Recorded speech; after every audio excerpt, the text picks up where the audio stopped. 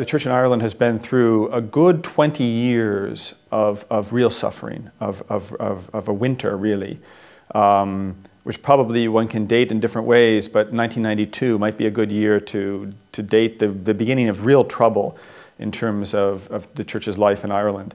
So that's more than 20 years now. And I think that after this period of difficulty, something new is beginning. Archbishop Charles Brown from New York worked for years for Pope Benedict at the Congregation for the Doctrine of the Faith. Yeah, Pope Benedict decided to send me to Ireland in 2011, which was, as you know very well, a very difficult moment in the history of the Church in Ireland. I had not trained as a diplomat, and so I was a bit surprised when he asked me to come to Ireland as the Nuncio. But you know, in my life as a priest, I've always had the idea that by doing God's will, by following the Spirit as it's revealed to me through the Church, I find a kind of joy. So even though this was completely unexpected, I've been very, very happy. All right, shall we go inside? Yeah. As a nuncio, my job is to let Rome, let the Holy See know what's happening in Ireland, and to be the representative of Pope Francis here on this island.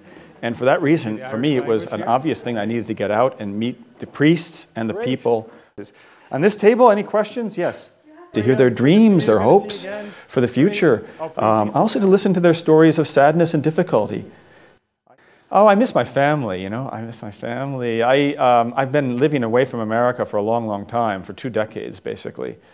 And so I've gotten used to being an expatriate. I think, you know, we're at a stage where we're beginning to see green shoots of renewal, a springtime beginning.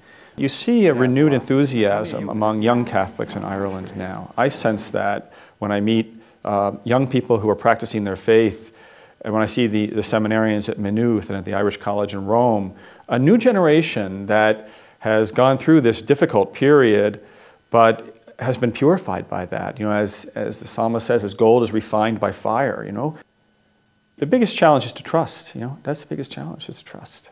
Because it's like Peter getting out of the boat and walking to Jesus on the water, you know. That's the biggest challenge, not to focus on ourselves and on our difficulties and begin to sink, but to keep our eyes focused on Christ, on God made man, Jesus. And if we do that, all things are possible.